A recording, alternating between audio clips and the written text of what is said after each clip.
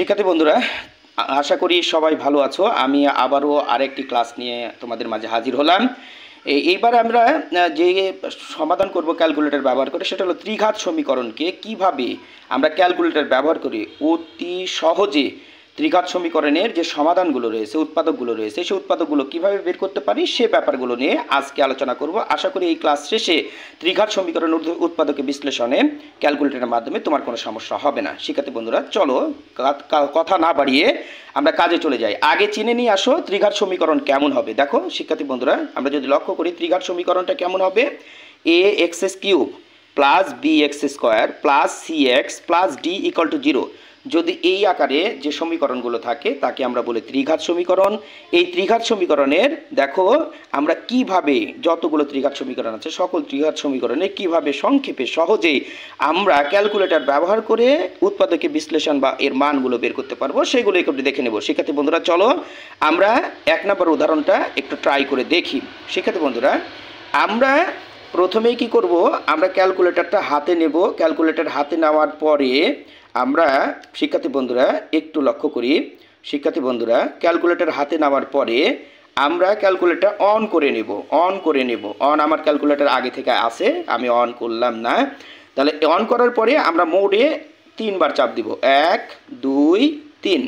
চাপ দেওয়ার পর দেখো ই কিউ এন আসছে, তার নিচে 1 আছে, 1-এ চাপ দিব। 1-এ চাপ দেওয়ার পরে শিক্ষার্থী বন্ধুরা ঠিক আগের মতো একটু ফলো করো।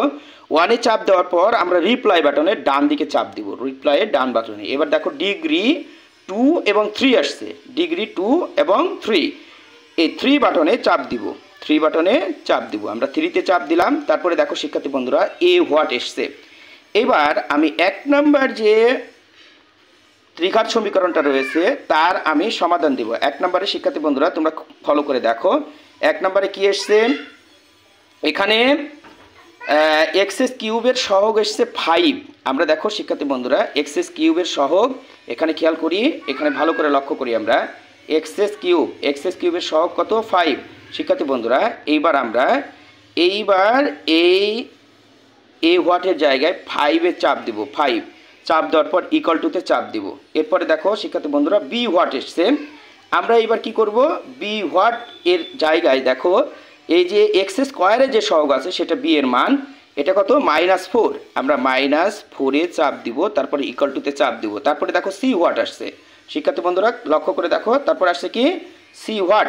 এই সি হোয়াটে আমরা এই সি হোয়াটের মান হচ্ছে এক্সের যে সহগ রয়েছে সেটা হলো সি হোয়াটের মান।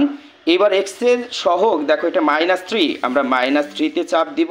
দেওয়ার পরে আমরা আবার ইকুয়াল টুতে চাপ দিব। তারপরে শিক্ষার্থী বন্ধুরা লক্ষ্য করছো তোমরা এখানে ডি হোয়াট এসছে, ডি হোয়াট এসছে। ডি হোয়াটের মান এখানে দেখো সেটা হলো -2। এবার আমরা কিসে চাপ দিব, -2-তে চাপ দিব। সবাই লক্ষ্য করি, এবার -2-তে চাপ দিব, -2-তে চাপ দেওয়ার পর আমরা ইকুয়াল টুতে চাপ দিব, তাহলে x1 এর মান চলে আসবে। প্রিয় শিক্ষার্থী বন্ধুরা, তোমরা নিশ্চয়ই জানো যে ত্রিঘাত সমীকরণের সর্বমোট উৎপাদক থাকে হলো 3টি। তাহলে আমরা x1 একটি মান পাইলাম।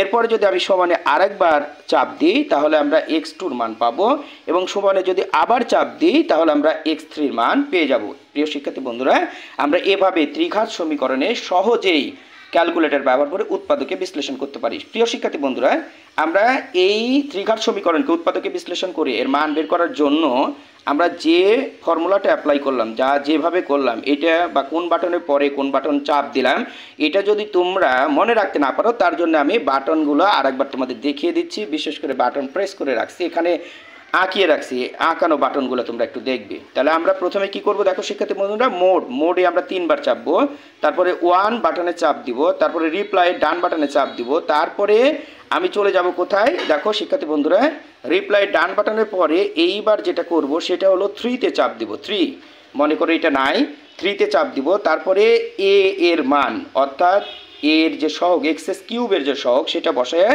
ইকুয়াল টু চাপ দিব। বি এর মান হচ্ছে এক্স স্কোয়ারের সহগ বসিয়ে সেটাতে চাপ দিব, ইকুয়াল টুতে চাপ দিব।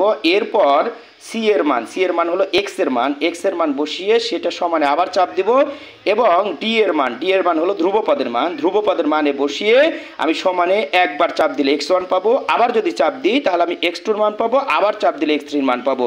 আশা করি এখন থেকে ত্রিঘাত সমীকরণে সকল সমীকরণ সমাধান করে এর সকল উৎপাদক তুমি সহজেই বের করে নিতে পারবে। তোমরা যারা এই ক্লাসটি দেখছো তারা শেয়ার করবে, অন্যকে শেয়ার করে অন্যকে দেখার সুযোগ করে দেবে এবং আমার এই চ্যানেলটি সাবস্ক্রাইব করবে এবং এই ফেসবুক পেজে যারা দেখছো ফেসবুক পেজটাকে ফলো দিয়ে দিবে। সবাইকে ধন্যবাদ। খোদা হাফেজ।